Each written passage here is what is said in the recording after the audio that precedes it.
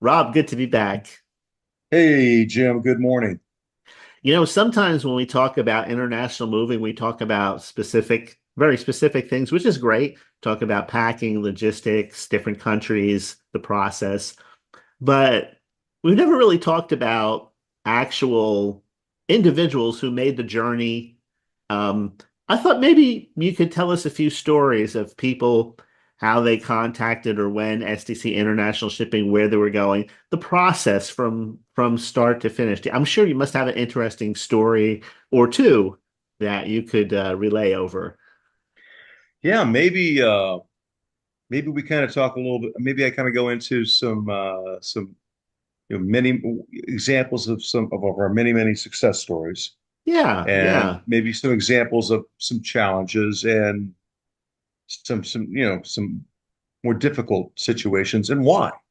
What caused this or what created or in the latter caused that. The Yeah, that's a good, the bad, great. the ugly. Yeah. Yes, go ahead. So let's talk about the good stuff. The vast majority of my or our moves, let's just say, let's assume door to door and let's assume ocean to start, because Hmm. that's dominantly what we do. Um, when the job goes very well, there's number one, good communication, both sides. So we're communicating very well, client, myself, client, our relocation specialists, and when we engage with our logistics and support team, that communication triangle is just fantastic. Um, some of the things that are necessary is for us to really understand the moves and needs. When I say needs, of course, volume is the big one. How much space is being occupied on the ship? Is this a shared container, groupage or LCL, less than container lid?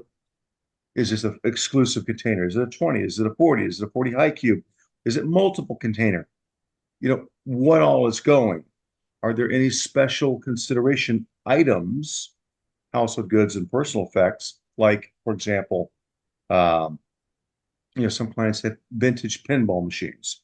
I just moved like an original 1976 or 77 Kiss pinball machine. Oh, And cool. Yeah. I need to know these things so that we can prepare and make sure it's taken care of the right way. There's no issues. High value art, really large mirrors, statues, pianos, whether it be an upright or a mini grand, a baby grand, or a full grand, things like that. Motorcycles, vehicles. I've moved boats before, tractors, so those kind of things. So to really under the communication is so key, so that we understand. So that is part of the good. As long as once we get that done, then we're able to other little things in the communication process, access. Is this a 12th story Manhattan walk up with no parking anywhere nearby? Need to know that. And, of course, we have their address and we can see what's going on. Yes. But to understand every aspect of the move or as many as possible really makes for a great deliverable in terms of, at the end of the day. Hmm. Um, some things that can be challenging. The opposite of that, Hmm. poor communication, right? So maybe the client didn't tell us or show us or list the 1976 Kiss original pinball machine or the billiard table or the framed art that is oversized and worth $50,000 or more. Um, Statues, huge statues, things like that. So if we don't know about those, um, obviously it is what it is. It's going to have to be moved, and it creates a challenge. I've run into situations a few times, not very often, where maybe a client won't show me or tell me everything, Hmm. intentionally or otherwise. I don't know. Hmm. Um, you know, showed one time recently a client said, "Listen, I've got X number of boxes in the garage, and I have X number of boxes, medium-sized moving boxes in the kitchen." They had packed their own goods. That's not normal, but it does happen all the time. They've packed all their boxes. So I've got X number here, X number there. So I go, okay. I add those two up and it comes to whatever it comes to. And I add maybe 5% because there's always a little something that we don't know about. And when the team shows up, there are 3 or 4 times that amount.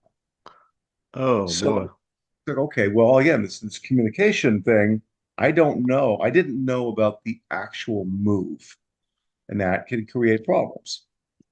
A situation like that necessarily wouldn't isn't always a major problem because if it's a full container and there was room for the additional boxes, really no harm, no foul. Yeah. Um, usually.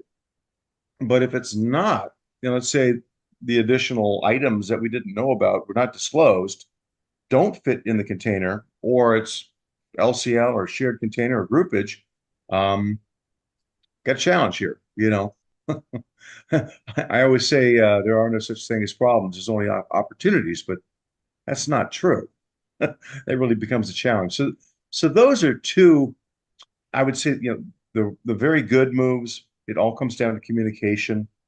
And of course, we're going to provide the best possible price based on the actual needs of the client. Hmm.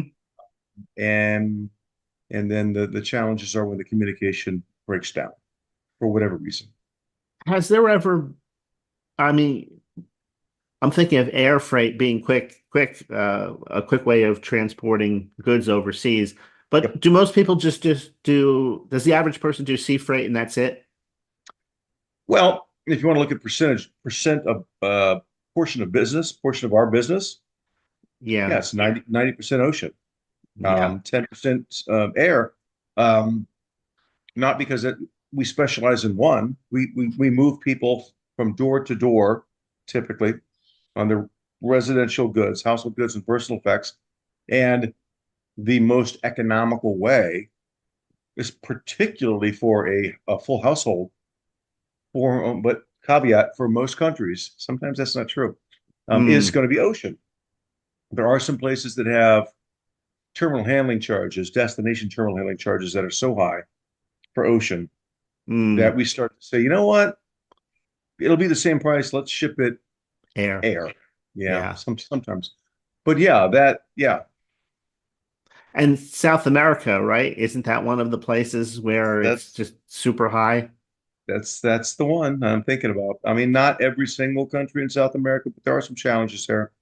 That can really jump in, and I'm not sure that every company, certainly not the brokers, are going to disclose that Yeah. because they can get it to the country, door to door for some X price, maybe.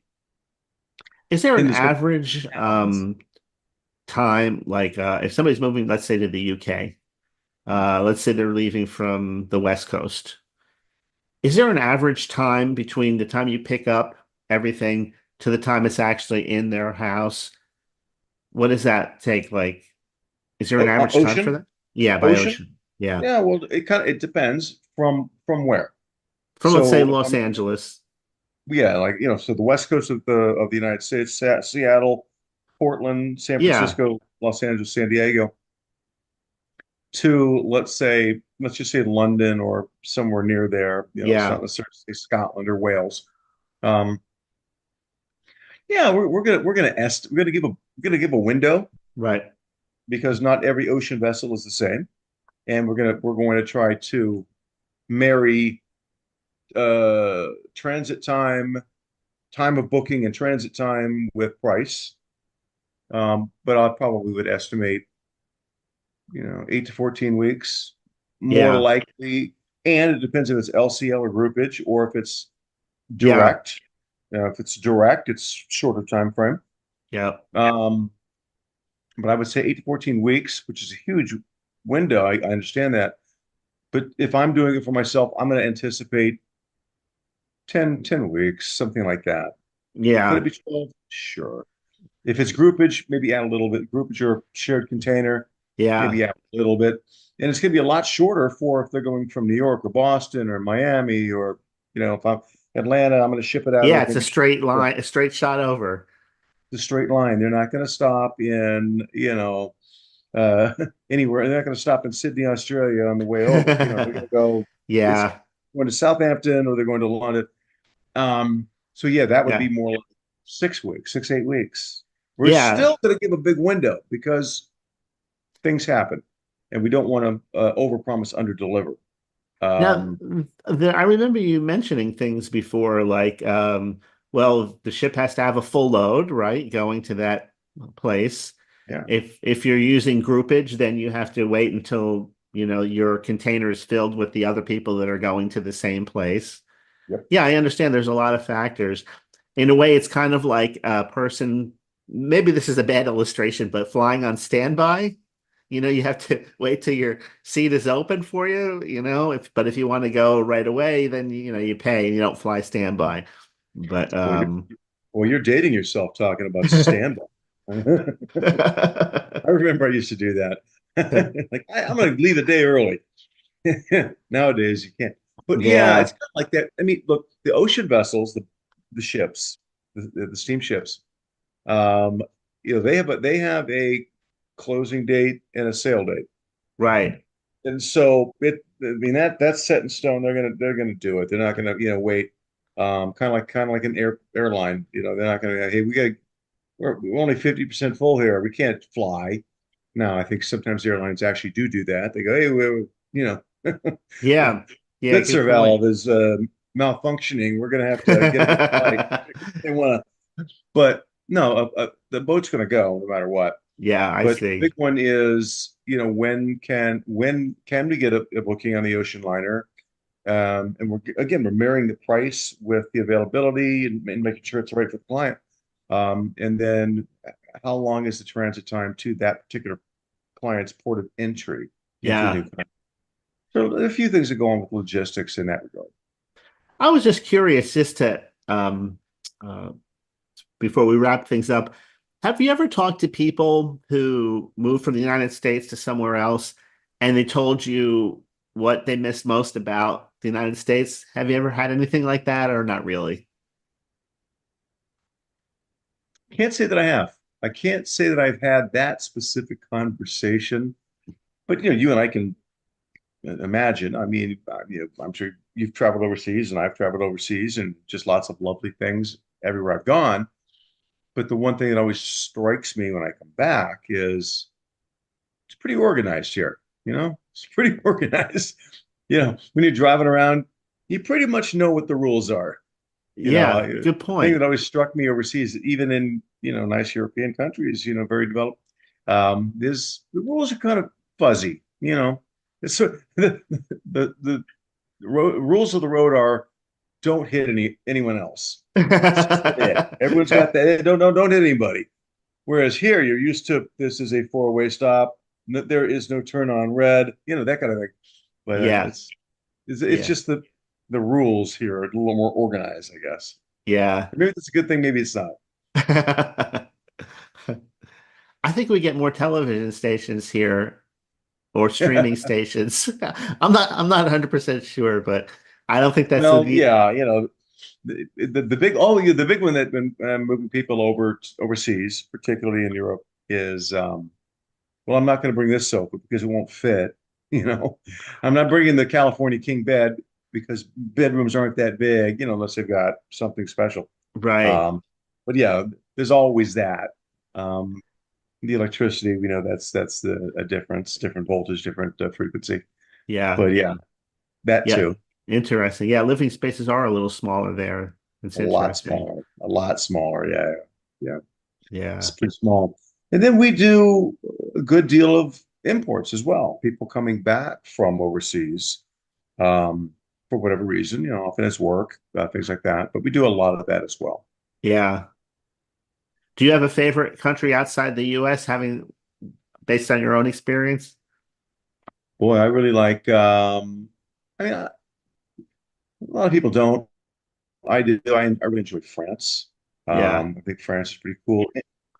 The UK is very nice because it's got the history, it's got everything, it's got all the European charm. But they speak English, well, yeah, sort of. Um, so England's nice. I like Ireland's beautiful. I love Yeah. Ireland. So Yeah. Well, yeah, Rob, as always, good information. We'll put your number on the screen if somebody wants to connect you directly. And I hardly ever say this. If you're watching this video and you enjoy it, absolutely subscribe, like the video, tell your friends about it, and the more the merrier.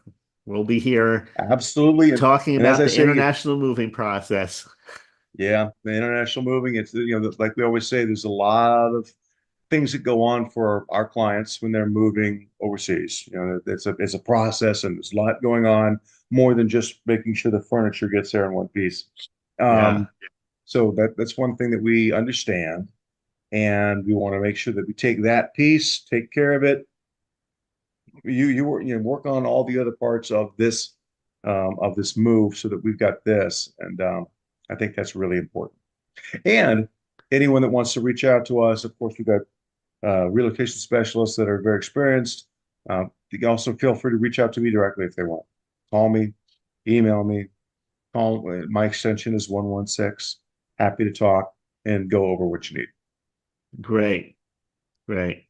Rob, have a great rest of your day. I'll catch up with you again soon. Sounds like a plan, Jim. Oh, and Merry Christmas. Merry Christmas, yes, and happy holidays, yes. All right, talk to you soon. Bye for now. All right, bye-bye.